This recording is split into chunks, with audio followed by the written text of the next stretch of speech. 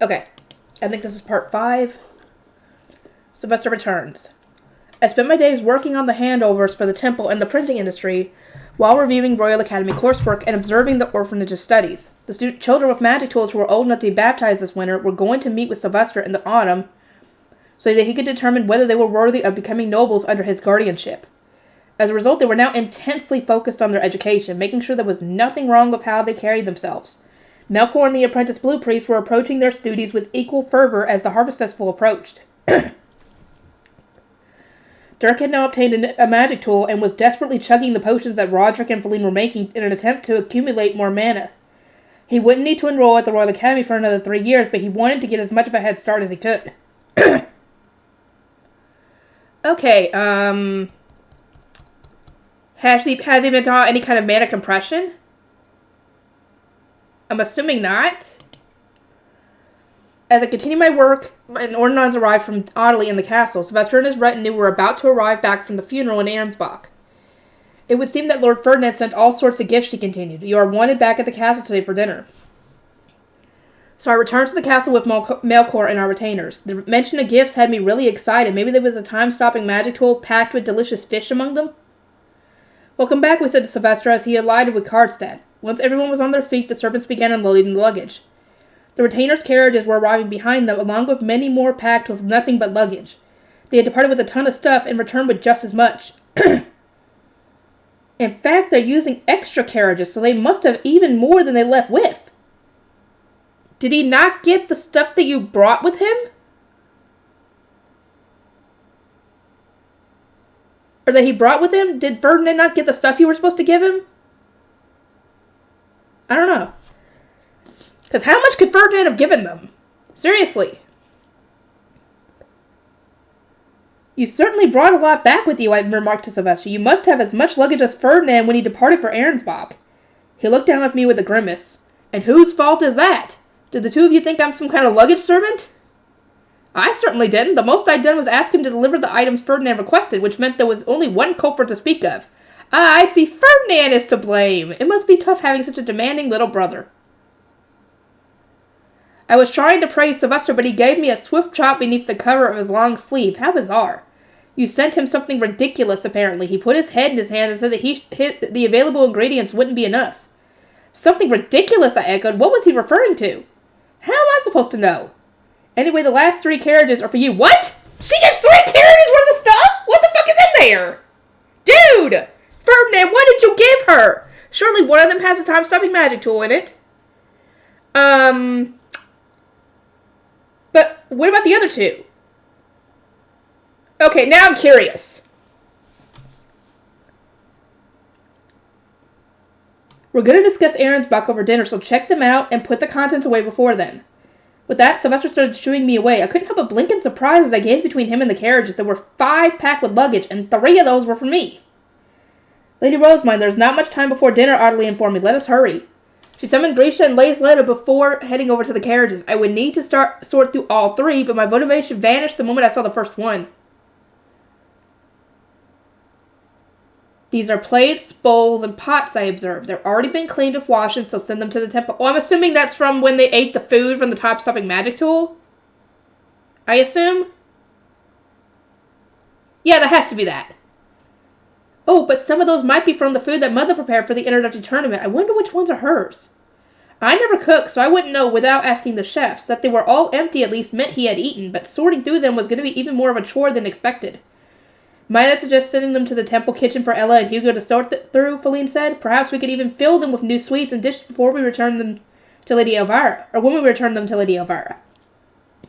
Yes, that will do, I replied, then instructed that the pots and dishes be loaded into a separate carriage to be sent to the temple. And over there, is that Arnsbach cloth? It must have been hot in Arnsbach, as there were some boxes filled with especially thin cloth. Grisha spread one piece out, then stared at it quizzically. It certainly is thin, she mused aloud. I suppose we could only use it here during the hottest part of summer. Layering it over all other cloth should allow for the creation of many new designs, I said. Perhaps we should send a piece to Aurelia? We had similar taste, at least according to Brunhilde, so maybe she would use the cloth to make summer clothing for her son Sigrid? Maybe. Audley nodded, then addressed the servants. Gifts of cloth are meant to be distributed among one's associates, so take it out of Lady Rosemine's room. Cloth from another duchy is particularly rare and will doubtless bring much joy to its recipients. We must carefully consider it when we distribute it. Yeah, so put it all in her room for the time being, and y'all can go through that later. She clearly had the cloth under control, so I moved on to another box. This one was full of time-stopping magic tools. Just how many time-stoppers does Ferdinand own, I wondered? Come now, Lady Rosamond, let her reply with a giggle. You take every opportunity to send food to Ahrensbach, whether it be a fleeting reunion or a delivery of clothes. These are your tools he has returned to you. I see. I didn't realize I sent this many. How many did you send? There must be so many because this is his first time sending any back to us, Lizette ventured. Filling them all must have been quite the effort.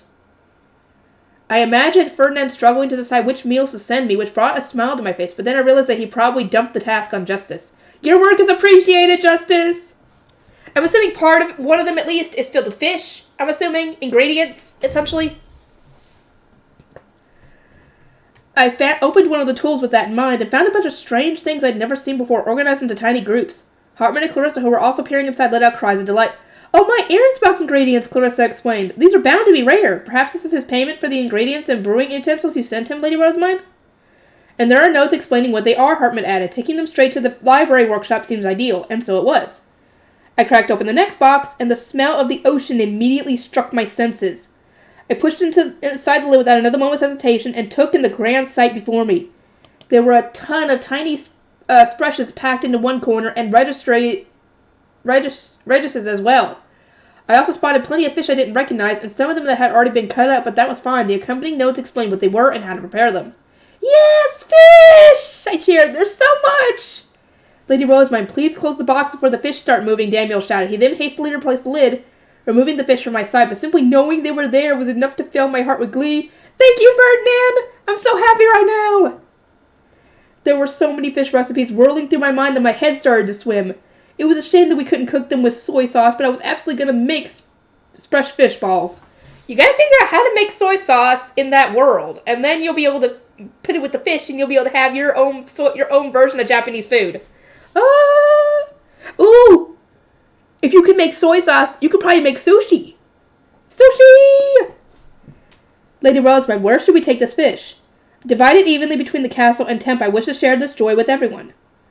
Also among the luggage were small accessories, trinkets, jars of spices and seasonings that would nicely complement Ahrensbach's dishes. A thank you from Letizia for the Sweetside Center. There were some various letters as well. We can sort through these jars in the library alongside the ingredients, I said. Understood.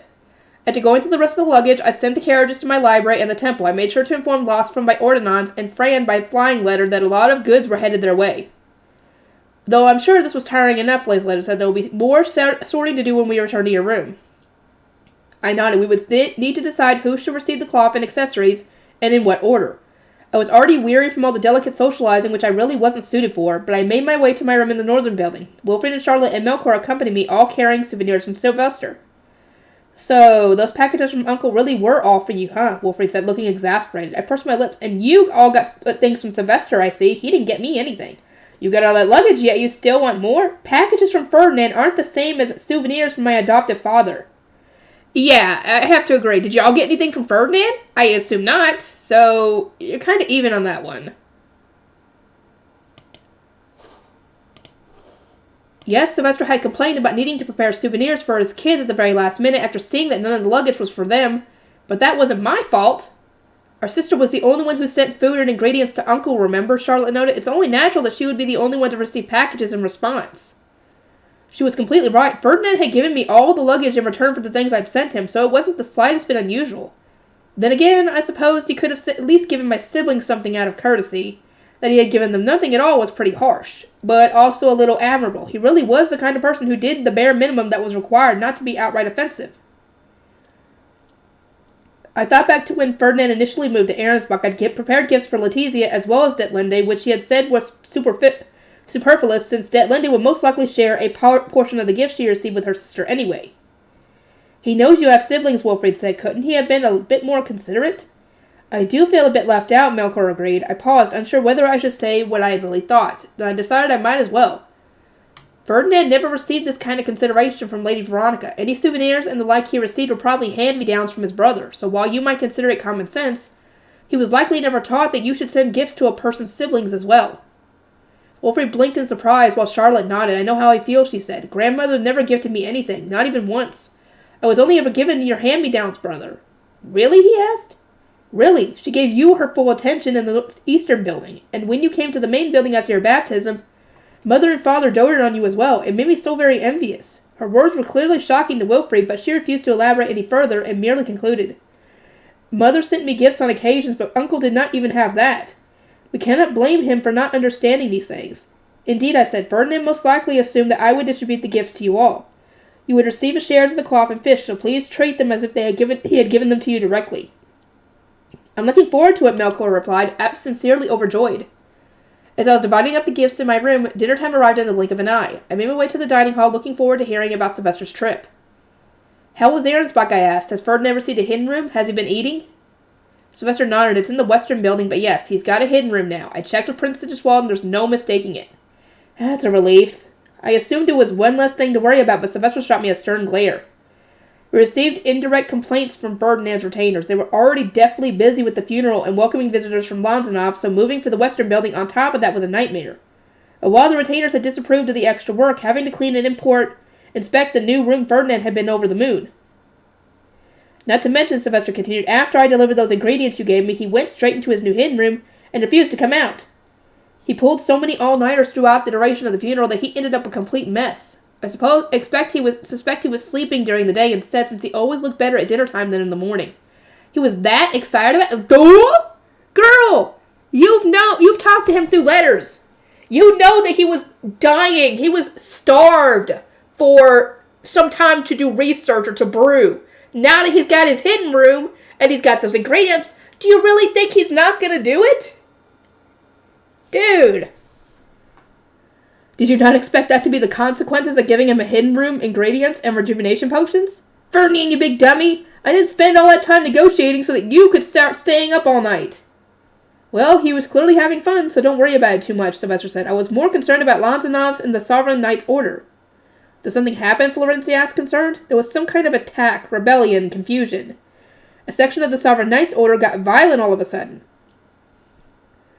According to Sylvester, it really had come out of nowhere. The group had grown violent partway through the funeral, so the Ahrensbach Knights and the Sovereign Knight commander had swiftly taken them down. 5 went wild, and 2 of them were killed, Sylvester explained. The other 3 were bound and sent back to the Sovereignty at once. They were suppressed in an instant, so no one got hurt. By the time the confused guests had turned to see the source of the commotion, the violent knights had already been subdued. It had all started and concluded so suddenly that some people had remained oblivious to the details, and the funeral had continued as if nothing had even happened.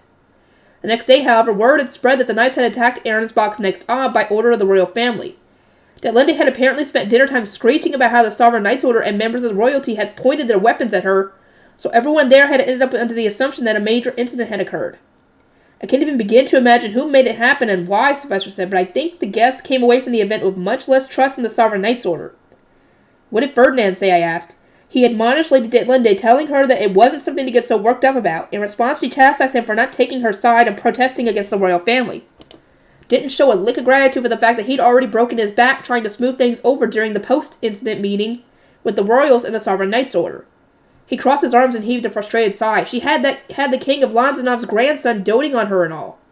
He was acting more like her fiancé than Ferdinand. Seems to me that Lady Detlinde has taken a lover before her starbind. Sylvester, Florenzi interjected. Her silent smile exuded a presence and said, not in front of the children, and immediately he fell silent. Oh yeah, now that I think about it, didn't Detlinde mention having a love that transcended status in the Royal Academy? I thought she split up with him, but apparently not. No, it's not him. Because she said it was essentially the King of Lanzanov's grandson, so it couldn't have been him because he wouldn't have been at the Royal Academy. Because I'm assuming it's only in Jurgensmith, and only people from that country are able to go to the Royal Academy. So it wasn't him. It was a knight from what I remember. So it wasn't that. Plus, if she already had a lover who was treating her well, then Ferdinand would come across as an even worse partner to deal with. He seemed nice at a glance, but the closer you got with him, the more crudely he treated you. Lanzanov is located outside of Jurgensmith, right? Charlotte asked, having read the room, and decided to change the subject. Is there a reason it had representatives at Ob Ahrensbach's funeral? Sylvester leaped at the opportunity to escape Florencia's harsh glare. Ahrensbach and Lanzanov mingle as a result of the country gate that connects them. Representatives from Lanzanov stay in Ahrensbach from around the end of spring until the end of autumn, and merchant ships start going back and forth between them. It was my first time seeing ships come out of a country gate, and it really was something else. Seeing the giant gate sticking up out of the ocean was impressive too. Because Ahrensbach and Lanzanov interacted so often, representatives from the latter had felt justified in attending the funeral. The outfits they had worn were apparently made with silver cloth. Wait! Silver cloth? I think that cloth came from Lanzanov. I'm guessing Georgine got that cloth from someone from Lanzanov, gave it to Gerlach, and that's how I got away. I only saw them from afar, and we only have a scrap to compare them to, so I can't say anything for sure, but the silver of their clothes stood out to me. It wouldn't be strange for Lanzanov to have a material that doesn't contain any mana at all, would it? Bonifacius frowned, having been the one to discover the silver cloth in Gerlach. We'll need to be cautious, but the cloth is immune to mana, not attacks in general. It would prove tremendously useful against an assassination or during a quick back and forth at the start of a fight. But in a more drawn-out battle, it wouldn't provide much defense at all. The cloth couldn't be cut by a stat-made sword, but it also wouldn't provide much protection against a strike from a blunt weapon. And of course, in the case of a mana-based attack, the parts of one's body that weren't fully covered would still be vulnerable. That was why Bonifacius asserted that its use as armor was severely limited. So, did you explain the situation to Ferdinand, I asked? Yeah, when we spoke in his new hidden room, Sylvester replied. He said that he wanted a sample to experiment with. Sylvester went on to note that Lanzanov's royal family bore Jürgen Schmidt blood, which really made them stand out from their countrymen. The royals were fair-skinned, whereas the natives were dark-skinned with slightly different features. I was surprised when I saw one of them for the first time, he said. The natives made up about half of the Lanzanov guests, and they mentioned how strange it felt to actually be visiting Jürgen Schmidt. What kind of place is Lanzanov? Melkor asked, his eyes sparkling. I think I'd like to go there someday. Oh, but I want to visit other duchies first. I'm also really looking forward to going to the Royal Academy. My brother and sisters have told me so many stories about their experiences there. I gave an enthusiastic nod and said, I feel the same way. I want to explore a Lanzanov library at least once. It fascinates me to think about what kind of books they might have there, especially since it's in another country and they might have a different language. And of course I am similarly interested in the libraries of other duchies. Given their long histories, Klassenberg and Dunkelfelder must have some truly wondrous things to read. I could swoon just thinking about it. As I imagined rows upon rows of books, Charlotte gave me a troubled and rather teasing look. Sister, I don't think you and Melkor are on the same page at all, though your love of libraries is very apparent. I covered myself with a smile. A short while later, dinner came to an end. I tried to ask Sylvester for more details about Ferdinand, but he swiftly refused. Rosamund, there were some letters among the luggage you received. Remember, he said, you might as well read those. Oh, and one of them should be from Lady Letizia. Write her a response as soon as you can. Understood. Letters from Ferdinand. Oh, I suppose it would make sense to read and respond to the letters sooner rather than later. I mused to my retainers after dinner, but I sent the box containing them to my library. Guess I'll need to wait until tomorrow. And the goods here that still need to be sorted through? Ottilie asked, shooting a concerned glance at the boxes of cloth. My attendants may choose cloth that will suit me of each divine color.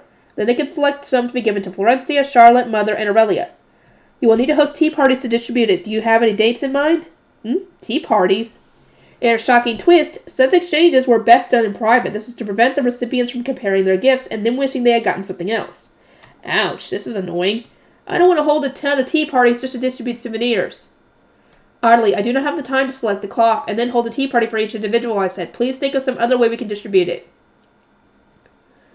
My retainers knew better than anyone that I was too busy with the handovers. They fell into thought, contemplating an alternative. I would not like to ask this of Florencia while she's pregnant, I said, but after we've put aside a few pieces for me, I could always entrust her with distributing the rest. Ottilie shook her head. That would not be ideal. People would assume they were gifts from Lady Florencia. Considering faction politics and the balance of power, I would advise you to make it clear they were from you. In truth, I was fine with people assuming that the cloth was from Florencia. I will not be here in a year's time, so perhaps it will make more sense for her to take the credit. Her position is the most unstable of all, and the cloth should make it easier for her to reinforce her faction. Wolverine was fine with our engagement coming to an end. He had wanted to escape it so desperately that he had even told Sylvester he would give up on becoming the next Ob. Charlotte and Melkor were fine with it as well, since it meant that they had more options for their future. Indeed, according to Hartmut, Florencia was the one who would struggle most. Her power had only been secured because of her son's engagement to me, and the support of the Lives Kings that would come with our marriage. Sylvester's decision to take Brunhilde as a second wife wouldn't have given her any cause for concern if everything had gone to plan. Brunhilde was a similar age to me, so her children would never have been prioritized over a child born to Wilfrid and me. That was why Florencia had welcomed her as the Duchy's second wife, but the cancellation of my engagement had turned everything on its head. The Lysgangs were going to side fully with Brunhilde, and if she had any kids, the chances of Florencia's children becoming the next Arl would plummet. Would you not also prioritize Brunhilde, a Lysgang, and one of your retainers? Audley asked quietly. If your engagement to Lord Wolfrid is being cancelled alongside your adoption to the Archduke, then your only connection to Ehrenfest is going to be through your blood relatives. That is the Lysgangs. My retainers were patiently awaiting my answer. It would surely have an enormous impact on those who remained in Ehrenfest. I wish to strengthen Florencia's and Charlotte's positions, I say clearly while looking over my retainers, most of whom were Lysgangs. I didn't want Florencia to be any worse off, nor did I want Charlotte to be stifled while she was staying in Ehrenfest to act as a mediator for me. Brunhilde sought to be the second wife so that she could unify the Lysgangs and stabilize the duchy. She does not want to threaten Florencia's position. Thus, I will continue to support Florencia, the first wife. In a similar turn of events, Elvira had once been worried about Trudelet's destabilizing her position as the first wife, so I doubted she would criticize my decision. After a short pause, Audley said, "Understood. We can give half to Lady Florencia, then you can keep the rest." "Wait, do I need that much?" I asked. I'd assumed that they would take only a small selection of each seasonal color. She gave an impish smile. "Oh, do you not plan to give any to your hard-working retainers?" The idea hadn't even occurred to me, but she was right. It was better to reward my retainers for their hard work before Florencia. I selected a few pieces of cloth that I wanted to keep, and told my retainers to each pick one as well. Once they were done, I sent the rest to Florencia with a letter saying that she should give them to whoever she wished. The next day I went to my library with all of my scholars and guard knights and with Grisha as my sole attendant. We would need to be sorted through those spices and seasonings and also break for lunch. And dinner. So Hugo and Ella were accompanying us as well. I had already sent an ordinance to Losfam informing him of our arrival. "Welcome back, Lady Rosamund." "Thank you, Losfam. We have arrived to sort through the luggage that was sent here. Were the ingredients taken to the workshop? Furthermore, as per my ordinance, I wish to read some letters in the hidden room. If you could have a table and some writing utensils set up inside for me." "Everything has been prepared. As for the hidden room, we shall start getting everything ready as soon as you open the door." After watching the servants guide the chefs to the kitchen, I will follow Losfam to the workshop. The luggage had already been brought inside as requested. "Scholars, start sorting through these ingredients," I said. "Be sure to follow Hartmut's instructions. I would also like to ask my male knights to assist them. There may be boxes that Felina and Clarissa cannot lift on their own." It was a common occurrence that when I mobilized my scholars, I subconsciously included Daniel among them. I didn't want to draw everyone's attention to the fact now, so I was getting all of my male knights involved. Some of the containers were heavy, and some shelves were fairly high up, so they would have plenty to do. "I am going to the hidden room to read my letters and write my replies," I said. "In the meantime, finish sorting through and putting away the ingredients. I assume you are all familiar with the system we use." "Of course," they replied. "You may count on us."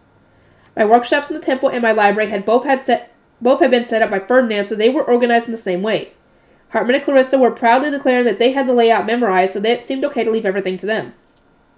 I asked Grisha to fetch the letters from Letizia's box, then went with Losfam to my room on the 3rd floor. "Because we are so short on time," he said, "I plan to use this table and these utensils. Is that acceptable, Lady Rosamund?" "Certainly, there's no need to prepare new furniture." I opened the hidden room. Inside were several chairs and the magic tool containing the highest praise that Ferdinand ever gave. Very good. I didn't really want to touch the tool, so I took the bag in which it was stashed out of the hidden room while everything was prepared. Once the table was ready for me, I asked Grisha to fetch the ink and paper brought from the castle, as well as the letters. I also had my invisible ink with me. Perfect. "Well, I'm going to read," I said. "Angelica will suffice as my guard. The rest of you can help with the sorting. I will summon you if you are needed." I entered the hidden room alone, then briskly read through Letizia's letter. I was starting with hers because Sylvester had told me to respond to her as soon as I could. It definitely wasn't because I expected the ones from Ferdinand to be full of complaints. Letizia had apparently been delighted to receive a cute shoe mail that spoke messages from her parents, and while she initially struggled to use the other shoe mail against Ferdinand, Justice had shown her the ropes. That's funny. Thanks to Justice, I am now quite skilled at using the shoe mail. That's kind of surreal to imagine. I could picture him calling out, "Now," partway through a lesson while Ferdinand watched them with a deep furrow in his brow. The thought actually made me snort with laughter. Ferdinand would probably frown even harder when he heard my voice say that he should be more generous with his compliments, but he would comply in the end. Of course, I would only ever watch this happen from afar. Making my presence known would cause Ferdinand to vent his frustrations at me. Yep. Still, Lady Letizia must struggle without sweets, I mused aloud. Be more kind to her, Ferdinand. The letter said that her education had intensified after the conclusion of the Archduke Conference. She didn't state the reason, only that it was absolutely necessary for Arensbach. And while she was still exhausted, she said that Ehrenfest sweets and her shoe-meal magic tool were playing crucial roles in helping her get through it. She may need new kinds of sweets then. I had previously sent over bags of cookies and sliced pound cake so that Ferdinand wouldn't even need to consider portion sizes when rewarding Letizia. But perhaps she would enjoy eating something that would need to be stored in the time-stopping magic tools such as ice cream or tiramisu. In any case, Letizia had written to say that she was extremely grateful, and when she had learned that Ferdinand was sending her some thank you presents, or sending me some thank you presents, she had decided to add a few of her own. She hadn't actually known what to give me, so Justice had advised something that would expand my cooking options, such as spices or seasoning. They must have been on good terms. Or maybe he's just more approachable than Ferdinand or Eckert? Possibly. Let's see. As you might not know how to use seasonings that aren't found in Ehrenfest, I followed Justice's advice and included some Ahrensbach recipes acquired from my head chef. Wow! Lady Letizia is such a good girl! I wasted no time looking over the recipes. They all required ingredients I had never used before, so I couldn't even begin to imagine what they might taste like. I would need to wait for Hugo and the others to make them for me, and I couldn't wait. Maybe I should give Lady Letizia some of the food we made with the spices and seasonings she sent us? I wrote that I would be sending her new kinds of sweets to make her studying even a little bit more enjoyable, that I was glad she appreciated the shoe meals we'd given her, and that I would let her try some of whatever we made with the spices and such we'd received. I couldn't just ask Ferdinand to go easier on Letizia, even she understood there was probably a reason for he was being stricter with her education. At the very least, though, I would say that he needed to lower his requirements for giving out praise and commend his pupil more generously. She might even need a sound recording magic tool that says very good on demand. After finishing Letizia's letter, it was time to read the ones from Ferdinand. There were several, some full of praise and others full of criticism, I presumed. Where to start? My heart raced as I broke the first seal, and immediately saw a massive wall of criticisms. To begin with, Ferdinand had said that it was completely abnormal to negotiate with royalty for a mere fiancé to be given a hidden room, and that I must have been worrying too much to have felt compelled to bargain for his safety from Detlende's wrongdoings. He then explained why fiancés were seldom given a hidden room of their own. Because of my actions, the royal family had ordered Detlende to share a room with Ferdinand, a man, before their marriage. And it made Ferdinand put his head in his hands since he had been trying to keep as far away from her as possible. No, that wasn't my intention! Not in the slightest! To resolve the issue, they had both agreed that Ferdinand would receive a room in the western building instead of staying in the main building where the Ob's partner would normally live. But even then, Detlende had refused to carry out the order straight away. For her safety's sake, she had waited until right before the funeral, when the royal family were due to check whether their demand had been met. This had required Ferdinand to move while he was already busier than ever. In the end, the room that Ferdinand received was the same one that Georgine had used as Ahrensbach's third wife. Justice and Eckert had performed so many checks for poison before allowing their lord inside that the other retainers had been put off. But, well, I can understand their concerns. Safety first. According to the letter, after confirming that the room was free of poison, they had cleaned it with one massive wash and then started the move. In the meantime, Ferdinand had been turning his new hidden room into a workshop. This room is farther from the office where I work, I said, reading the letter aloud. It has also put me further away from Georgine's villa, which makes it harder for Justice to gather information. I could have lived just fine without a hidden room, though it is true that I wish to obtain one sooner rather than later, so I will overlook your... Wait, but he just spent an entire page complaining at me! He isn't overlooking anything! I scowled and grumbled at the letter. It seemed that overlook was another word I would need to discuss with Ferdinand. On a related note, I feel more at ease sleeping in my hidden room than in my bed, so I would like a bench or sofa. As I recall, the one I used during the introductory tournament was exceedingly comfortable. That was the bench he gave me, wasn't it? The one he said would support me in his place? Is he asking for it back, or is he ordering another one? It was clear that Ferdinand wanted to enjoy his hidden room to its fullest, but I could sense that he was on the verge of staying inside for good. I would need to consult Eckert and Justice before I sent the bench to Ahrensbach. As well as the letter about the hidden room, there was an entire report about Ahrensbach's factions, focused on the presence of Lanzanov. He had presumably written it before the funeral. After being informed of the king's refusal to accept the Lanzanov princess, the country's representatives had apparently launched into a sob story about their circumstances. Detlende had sympathized with them, which had resulted in a troublesome situation indeed. Detlende had apparently tried to arrange a forum between Lanzanov and the royal family during the funeral. To make matters worse, she had started pushing for face stones to be given to Lanzanov for free during the height of her own mana crisis, thereby interfering with international trade. So dangerous was her behavior that Ferdinand had shouted at her. Rather than reflecting on her misdeeds, she had screamed, "You don't love me at all!" Oh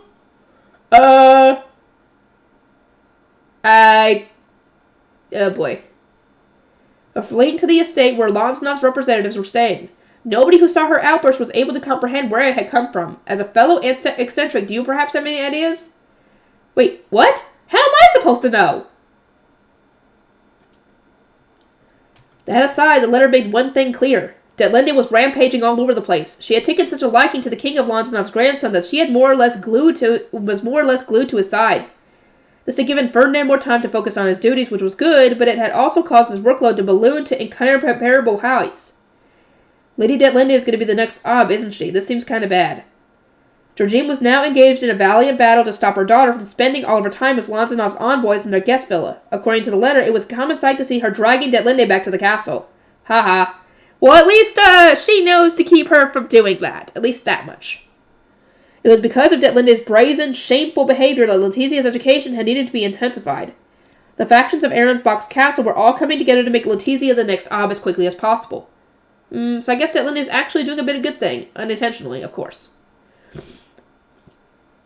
The third and last letter from Ferdinand had been written about Sylvester's arrival in Arensbach. In it, he spoke only about the Fey paper I'd sent him. He said that our samples had been of a much higher quality than he'd expected, and that he'd suffered a splitting headache when he saw how much mana our extremely inefficient recipe required. He hadn't even known what to give me in exchange for such a mana-intensive magic tool.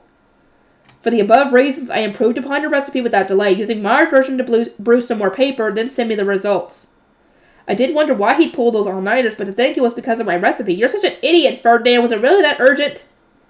I understood why he worked so hard. Asking for 300 sheets of maximal quality Fey paper was pretty unreasonable, so he'd wanted to allow me to start brewing them as early as possible, but still. That wasn't a good enough excuse for him to have pushed his body well past its limits before a funeral of all things. And all those boxes he sent me were just ingredients for this new recipe. That can't count as a gift, can it? Curse you, Ferdinand. Couldn't you have at least said you appreciate my crazy decision to petition royalty to give you a hidden room? That you had so much fun brewing that you couldn't stop? His letter contained so many irrelevant, thoroughly detailed ramblings about random ingredients unrelated to the recipe that I could tell he had been having the time of his life. Would it really have been so hard for him to admit that? As for the new and improved paper recipe, it was written on the back of the letter in invisible ink. I touched the text to make it shine, then began transcribing it for Hartman and Clarissa.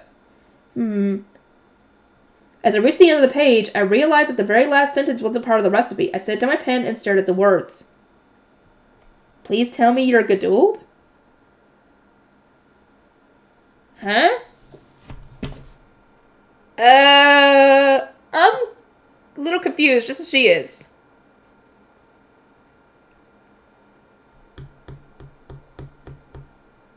Usually, when Geduld is used in reference, it means your home, your love, your desires.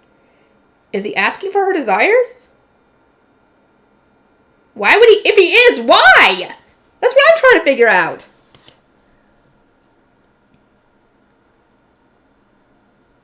I'm like her. What? I couldn't figure out what he meant. Was my Geduld supposed to be my hometown, or was it something else entirely? How was I supposed to respond? And on that note, how would he react to my answer? The more I thought about it, the more it confused me. Perhaps maybe this was about my scheduled departure from Ehrenfest? Did Sylvester even tell him that? I'm assuming he told him? Maybe the other duchy's actions during the Archduke Conference had made Ferdinand assume that I was becoming the Sovereign High Bishop?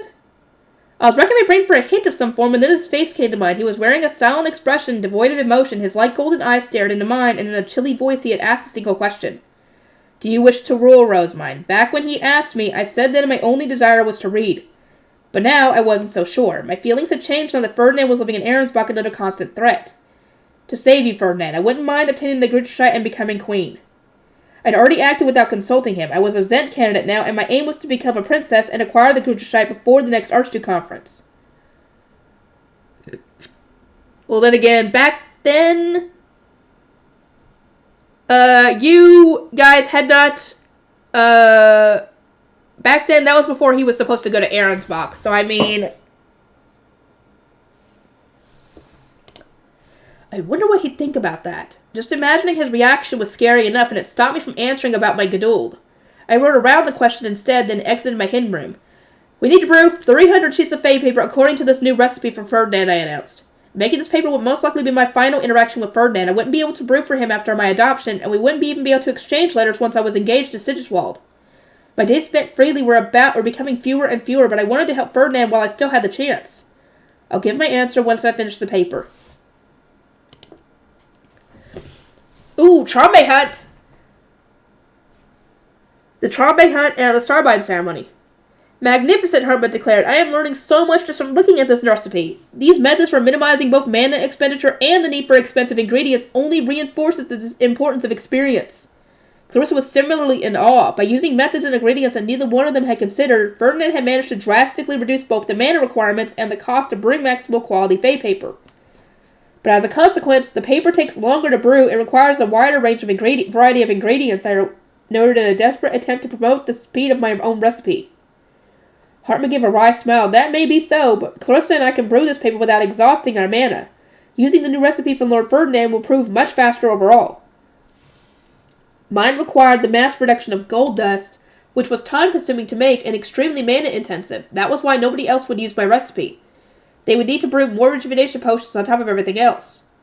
Hartman continued, we were barely able to assist you with your recipe, but with this one, which improves the paper's quality through a careful combination of ingredients, we should actually be able to help.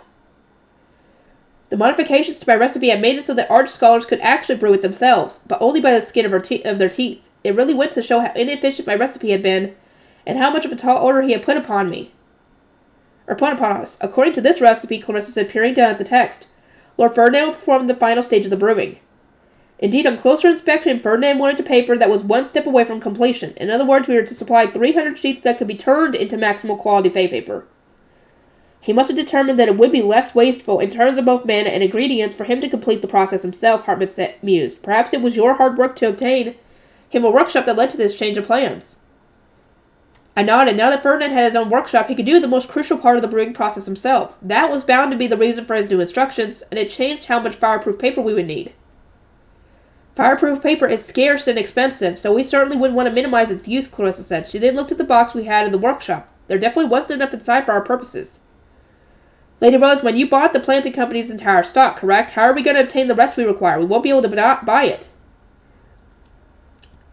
I cocked my head at her. I mean, if we can't buy it, we'll just have to make it ourselves, won't we? The ingredients seem to be rare, though, she said, looking surprised. How would we manage? I smiled and shook my head. For now, I wish to keep that a secret. Let us instead focus on cleaning up and providing ourselves. We won't be able to brew without our ingredients in place. Together with Gracia, I sorted through and sampled the spices and seasonings we had received from Letizia, all the while looking through the included recipes.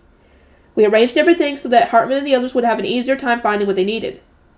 Lady Rosamund, Gracia said, the ingredients are all where they should be. What shall we do now? We shall return to the temple, I replied. We must prepare for the Starbine ceremony and speed along the handover, so Melkor and the others will want us back right away. Given the circumstances, I couldn't leave the temple unattended for too long. I got Judith to deliver my replies to the castle while the seasonings and such were taken to the temple's kitchen. Will you be inventing new recipes with these seasonings, I was asked? Indeed, since tasting them I have been able to envision all kinds of new flavors. Some of the spices would allow me to make a curry of sorts, so I doubt it would actually satisfy me. I would need to think of a way to give it some oomph, which was something to look forward to. I just hope I get enough time. Upon returning to the temple, I summoned Fritz and asked him to start gathering towels from the forest. We were unlikely to find any if we waited until after the Star Festival. We need to make 50 more sheets of paper, I said. Get more towels than you'd think you might need. Oh, and do not bring any of the children who have mana. The last thing we need is an incident in the forest. It would be a disaster if one of them sustained an injury and bled onto the soil. We might have been able to resolve the situation like that at the temple, but the forest was out of sight, which made things a lot more complicated. In that case, I should divide the children into two groups, those who will go in the forest and those who will stay behind to make paper. Please do, and take extra care that none of the children with mana are around when we harvest the growy stretchy trees. I wish to keep our use of them a secret. Understood. I only asked my name's sworn retainers to accompany me, I think. Fritz was especially competent, so the towels I wanted were ready within a mere 3 days. I went straight to the rear end of the orphanage, for the first time in a long while, might I add, along with my name-sworn knights Lorenz and Matthias. Hartman was also with us. As always, he had managed to force his way into our group, of course. Passing through the nearest gate would take one into the lower city. I stared at it for a moment before heading to where the Grey Priests were preparing the Trombe hunt. Seeing them with their hatchets and their basket of town fruits came as no surprise to me, but the same couldn't be said for my knights. Lady Rosamund, what's going on, Matthias asked. What do they intend to do? These baskets contain the seeds to make growy stretchy trees. We're about to hunt them for these ingredients, which we use to make fireproof paper. You aren't to speak a word of what we see here to anyone, okay? That is an order. All of a sudden, the knights recoiled. My mana must have tightened around them in response to my command. They solemnly agreed to keep my secret, then I went over to the priest. Fritz, is everything ready? Yes, the children are busy working in the orphanage, so there's no risk of them seeing us. I nodded and looked up at my eyes. As soon as I throw the fruit, please grab me and step back. Hartman, stay where you are. Remain on the white pavement at the very least. I stood with Lorenz on the border between the bare earth and the pavement. Throwing the towels from here would guarantee that they landed on the soil unless I somehow managed to toss them over my shoulder or something. Seeing the Grey Priest armed with hatchets and put Lorenz on edge, but they weren't going to do us any harm. They were staring intently at the ground, waiting for the trees that were about to grow. I reached into the nearby basket and grabbed towels in both hands. They were draining my mana, but I couldn't feel it as much as before, most likely because my mana capacity had increased since then. The once squishy fruit hardened, and their seeds pushed to the surface. I could tell from how warm they were about to burst, so I threw them at the ground. I choose you, growing stretchy trees. What the fuck is wrong with you, dude? What? Trombe? Yep. That's where Trombe come from. Towel fruits. The hunt ended swiftly and without issue, allowing us to gather all the branches that we needed, though my 3 noble retainers had been stunned from start to finish. I'd grown enough that filling the towels hadn't cost me much of my mana or stamina. How could Trombes be hunted so easily?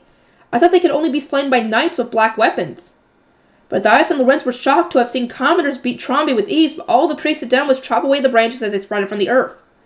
Knights only hunt Trombes that have grown too large for commoners to defeat themselves, I noted. Only then are black weapons required. What you just witnessed was nothing special.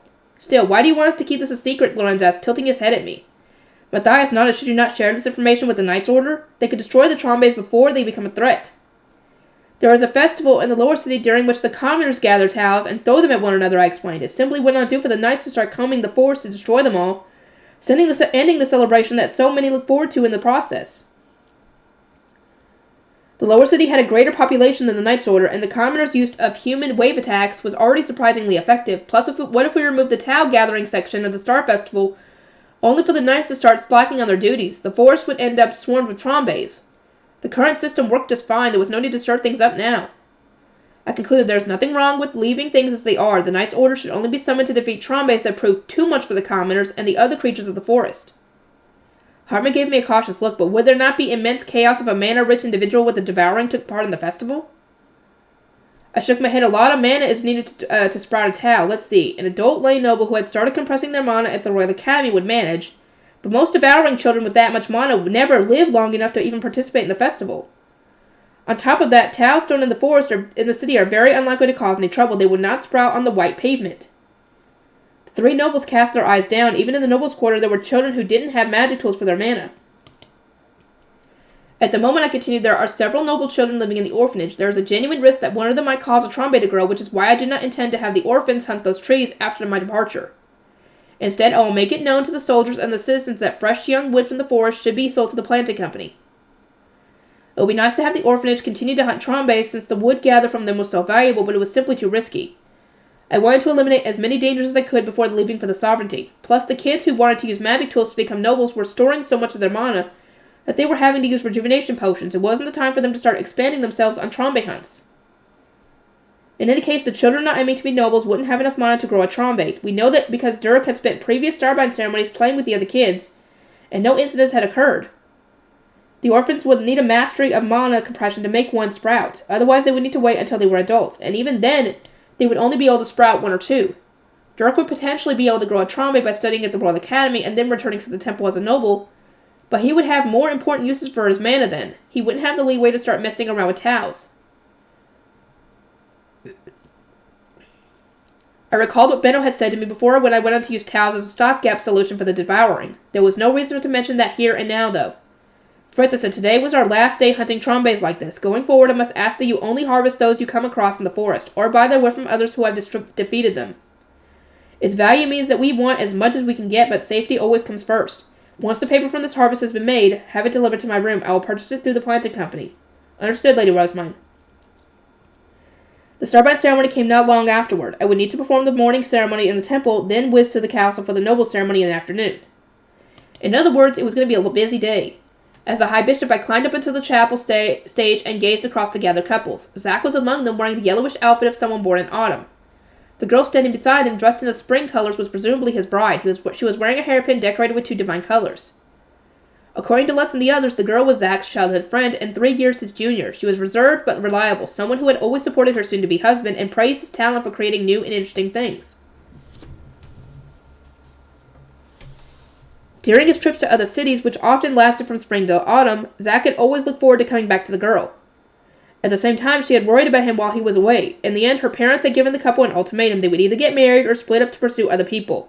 Zack hadn't wanted to leave this girl, so their marriage had immediately been settled, leading to their binding today.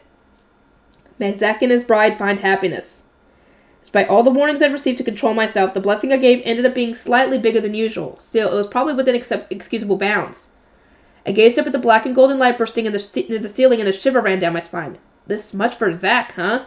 Tuli's coming-of-age ceremony isn't far off. Should I be worried? In the afternoon, I went to the noble's quarter and performed the starbind ceremony there. Then there was the feast where unwed adults looked for partners. Cartman and Cornelius already had their fiancés, so they and their partner were busy setting up their single friends and irresponsibly supporting those who wished to pursue their crushes. Daniel was riding in Leslie's passenger seat, hanging his head. He was the only one of my adult retainers without a partner. In the past, he had always spent the run-up to the evening event encouraging himself, saying this would be the one, but he just didn't have it in him this year. Lady Rosemine, I think I should ever give up on getting married, Daniel muttered, his voice thick with despair. He hadn't been able to find a partner in Ehrenfest for several years now, and there were so few lay nobles in the sovereignty that his chances there would be non-existent. What's wrong with being single, I retorted. Books are all that anyone needs to live. That might be enough for you, but I want a bride. I envy how everyone else is happily married. His fellow retainers were lovey-dovey with each other, and apparently his friends were all married too.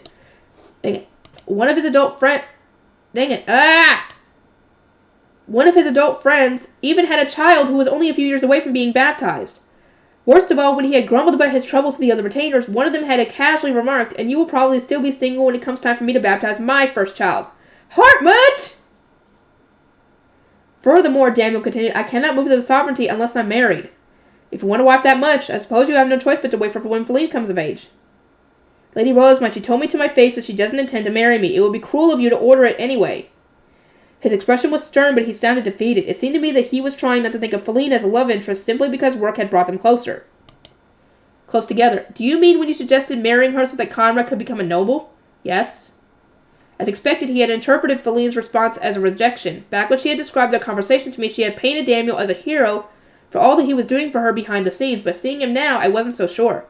Daniel, I've already spoken with Feline. She told me her desire to be an independent woman, not a little sister or some such who needs to be protected. That's why she wants to do things on her own. Then when the time is right, she's going to propose to you. What?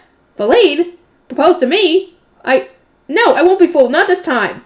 A beaming smile had arisen on his face, only to be replaced with the neutral expression as he put up his guard. It was kind of worrying. Had his hopes really been dashed enough times to warrant such a reaction? This isn't a trick, but I should warn you. She's taken inspiration from Clarissa's proposal to Hartmut. In true Dunkelfelger fashion, you can expect to have your legs swept out from under you and a knife pressed against her throat. Please tell me you're lying. I speak nothing but the truth.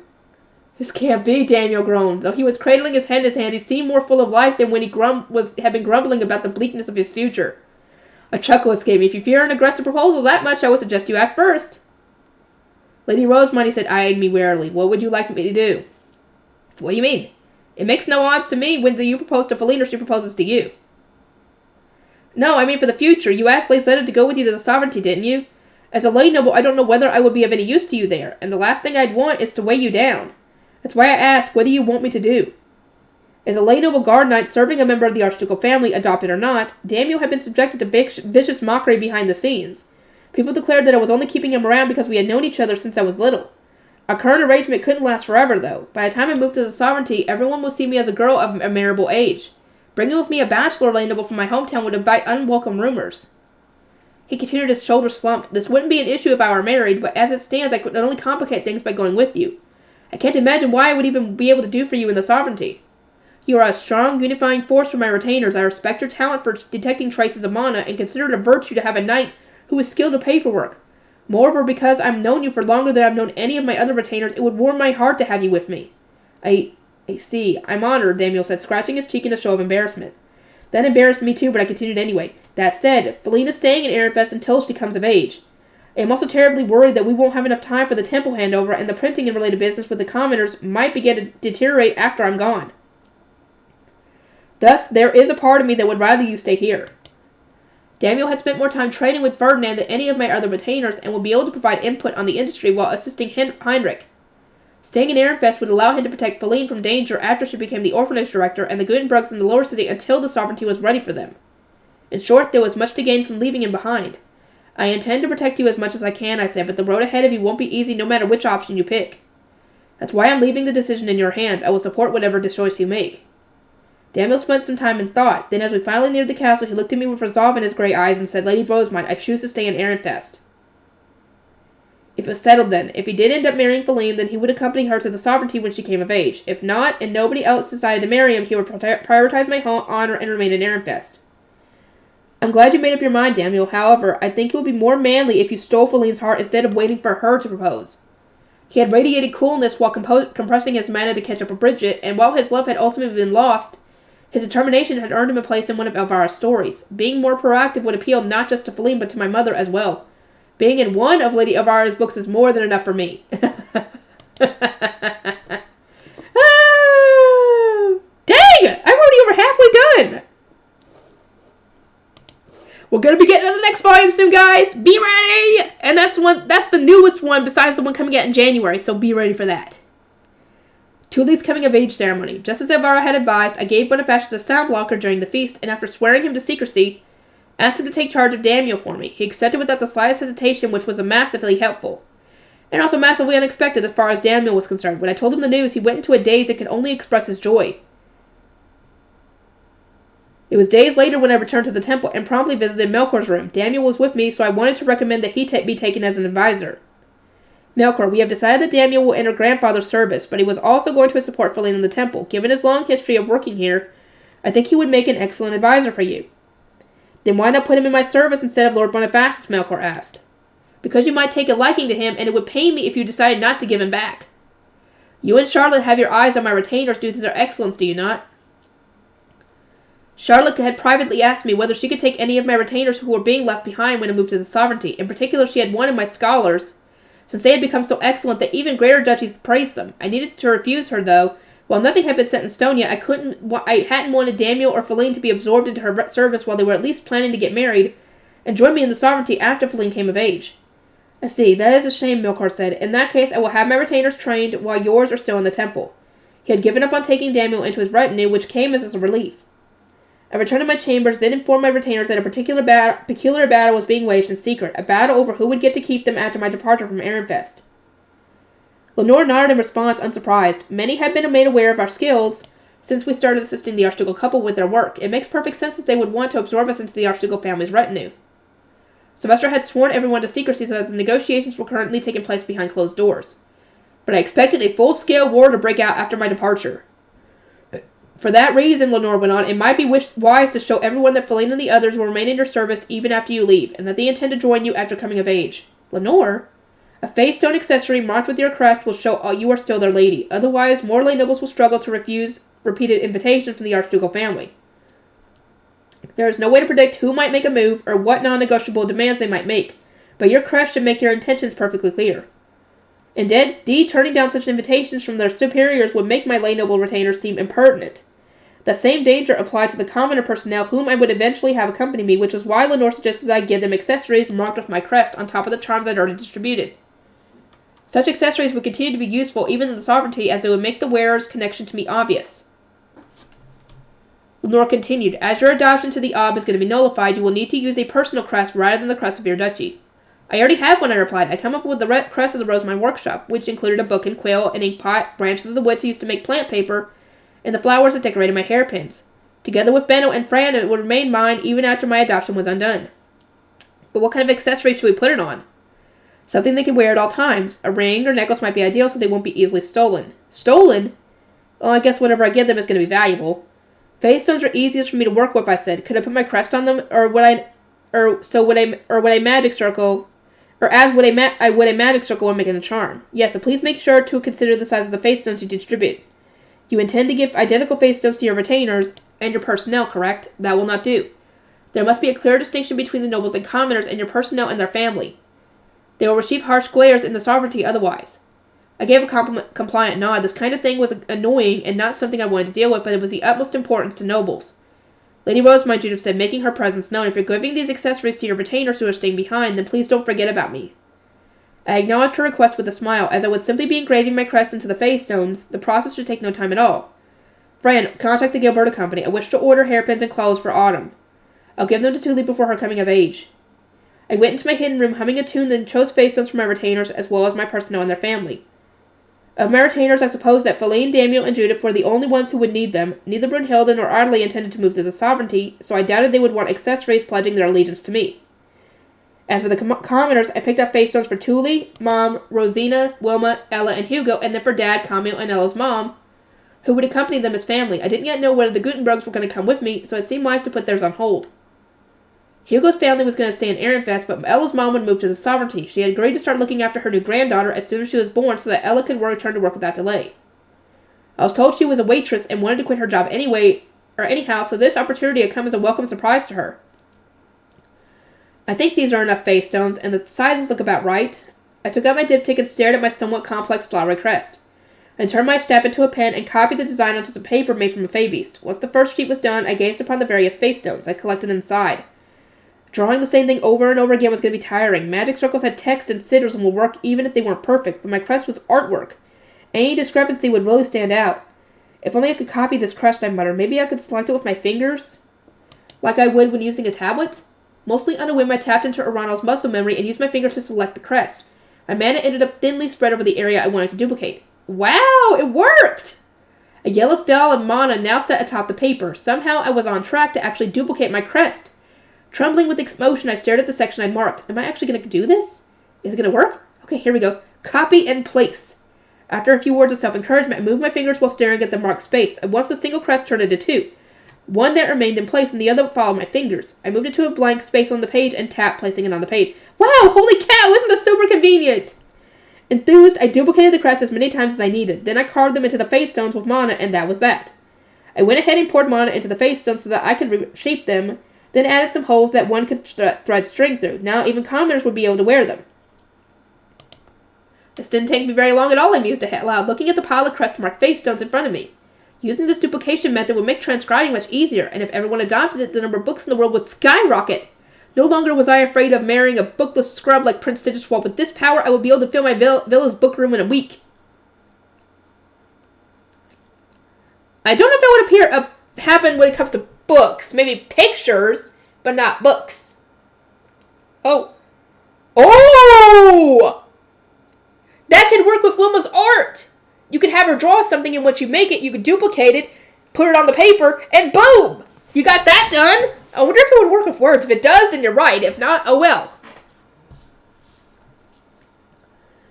Operation Mass Transcription. Begin! I'm a genius! I exited my hidden room, brimming with excitement, and announced my revolutionary invention to everyone. But as it turned out, the method didn't work on normal paper. It could only duplicate mana ink drawn on fey paper. No! It's useless for transcription work! My master plan has collapsed in mere minutes! Incidentally, while I was trying to teach everyone my new spell, I realized that I had misspoken the first time I cast it, permanently registering it with the incorrect phrasing. Jurgen Schmidt, copy and paste would forever be known as copy and place. Ah, what a blunder! I know what it's actually called. Copy and paste! Copy and paste! In any case, my work was now complete. Feline, Daniel, and Judith were all present, so I gave them each one of the freshly crested face stones. This is my crest, I said. I am told it will make your loyalties clear even after I'm gone.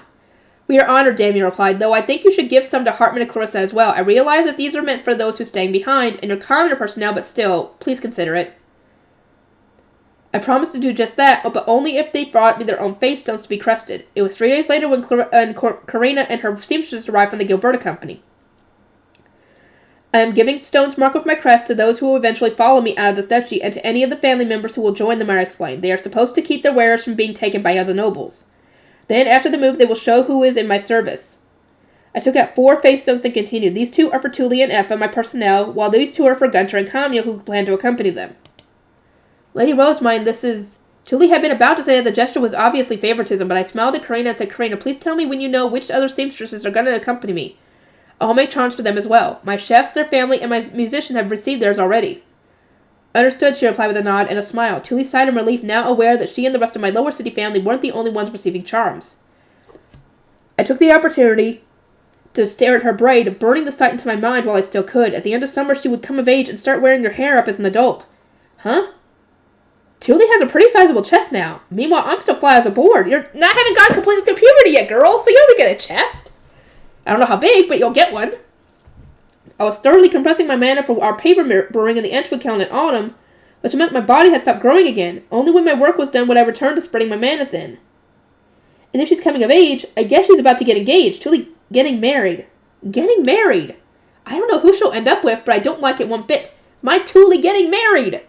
The thought alone frustrated me, and my heart burned with a fatherly feeling of wanting to exact retribution on anyone who would steal my Tuli from me. In my head, I gave her future husband a vicious punch in the face. Like, is something wrong? And none at all. I was simply contemplating a few things. I should trust the design of the hairpin to Tuli as always. So please use the highest quality thread possible. I will want to use my new hairstyle hairpin for as long as possible. I wanted to make something of a high enough quality that I could use it even after being adopted by the king. It would break my heart if my new status required me to give it away. I turned to Tuli. Your coming of age ceremony is soon, as I understand it. Have you prepared your outfit and hairpin? Yes, my mother made my outfit for me during the winter, but I made my hairpin on my own. Because of the attire I plan to wear, I'm going to depart from the Gilberta Company on the day of my ceremony rather than from my home. That was probably for the best. Her get-up would surely be far too extravagant for her to leave from our apartment in the poorest part of town. She was going to meet our parents in front of the temple, which meant I would get to glimpse Mom and Dad standing by the door for the first time in quite a while. This is where the fun begins. Tuli, I shall grant you the most wondrous blessing. No good can come from favoritism, so I would ask for the same blessing as everyone else. There are already rumors going around that the High Bishop granted an extra-large blessing during the recent Star Festival because of one of her Gutenbergs was getting married. I thought it was subtle enough that nobody noticed. If any case, Tuli had made it very clear that she didn't want a special blessing. I wouldn't be able to help that if my heart took the wheel, which meant I would need to form an unironic sequence of countermeasures to safely make it through the ceremony. I returned to my library workshop to brew the paper Ferdinand wanted. Our progress was slow, but steady. During one of our breaks, I decided to consult my retainers about my situation with Tuli. Why would you want to limit the amount of mana in your blessing, Hartman asked me perplexed. Just go all out as an amazing saint should. Clarissa was nodding in wholehearted agreement. I chose to ignore them. The lower city didn't look favorably upon the High Bishop giving larger blessings to the people she knew, and getting carried away would only make it harder for Melkor to succeed me. Not to mention, Tuli had specifically told me not to go overboard. She wouldn't be too pleased if I went against her wishes. I struggle to keep my blessing under control when my emotions get involved, I said, but as the apprentice blue priests are going to be watching me, I wish to give a normal-sized blessing that they can use as an example. Cornelius paused and thought, then looked up. How about using face stones for the blessing? As I recall, Lord Ferdinand provided some that were then used for the Starbound ceremony at Aronsbach's border gate. He was right. Back then I'd used face stones so that I wouldn't give Lampert an over-the-top blessing. The same method could surely work again. Lenore, who was also here as a guard knight, smiled and nodded. That is a fine suggestion. Lord Melkor will surely be able to reproduce the blessings when he sees that face stones can be used. We would accomplish two separate goals at once. My eyes began to sparkle. Cornelius' idea would appease Tuli, solve Melkor's problem of not being able to perform blessings like mine, and serve as a good example for the apprentice blue priest to follow, since I wouldn't need to worry about my emotions wreaking havoc. It was perfect! Brilliant, I exclaimed. Let's use face stones then. So came the day of the coming-of-age ceremony. After quite a bit of trial and error, I managed to find out exactly how much mana I would need. Then I had poured that precise amount into face stones. My blessing troubles were as good as solved. I gave the face stones to Hartman and said, hand them to me when I get the blessing. Then after double-checking that everything was in order, I urged him into the chapel ahead of me. Melkor watched as the blue priests were inside as well. I am a bit nervous about participating in a ritual, he muttered. This is my first time. Oh my, but you're merely spectating. There is nothing to be worried about. Today was also the day when the apprentice blues would attend their first ceremony. They were all wearing ceremonial robes, but they were only here to observe, which meant they simply needed to stand near the wall and not cause a fuss. True, but it reminds me I need to perform the harvest festival, and the thought of that makes my heart race. The other apprentices all nodded in agreement, looking very tense. They were always receiving cold glares as the children of criminals, so they didn't want to make things worse for themselves by messing up. Tension can be useful, I said to them all, but if you cannot control it before the ceremony begins, then your bodies will not last. You will not encounter any issues today as long as you do not cause a major fuss. Relax. Unfortunately, it wasn't that simple. The apprentices tried to put on natural smiles as they entered the chapel, but even their best attempts were noticeably stiff. A moment later, the door opened again and there came the usual call for the High Bishop to enter. I went inside with the Bible in hand. Upon my reaching the stage, the first person I searched for was Tuli. It wasn't very hard. In truth, I didn't even notice anyone else. After our eyes met, she smiled and turned her head to not one side. She's such a beauty! I was so used to seeing her green hair in a long braid that swayed from side to side, but now it was tied up behind her head. That, coupled with the crimson on her lips, gave her the appearance of a genuine adult. Maybe because she had done her hair primarily on one side, was now holding her head to show me, I couldn't help but feel that her hairdo was better than anyone else's. and adorning it were the hairpins she had made. She really was a talented craftswoman, so hers looked much prettier than anything the other soon-to-be adults were wearing.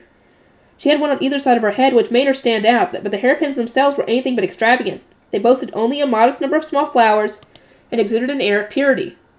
The flowers were identical in color to those of the hairpin I'd given Tuli for her baptism, the first hairpin I'd ever made for her. Neither the shape nor the quality of the thread was the same, and the tremendous skill with which they had been crafted made them entirely unique. But the design and color were still deeply nostalgic. That she was also wearing braids on both sides of her head told me that she really was trying to replicate her look from her baptism. That reminded me how everything had started. The first stepping stone to all this was making that first hairpin together with my entire family.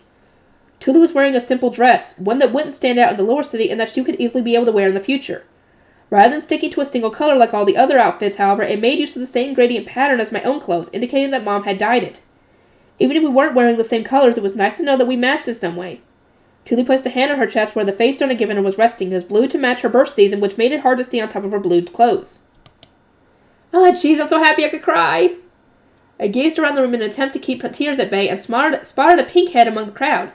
That was probably Faye. As I recalled, he had also been baptized at the same time as Tuli. In any case, I couldn't allow my emotions to seep through.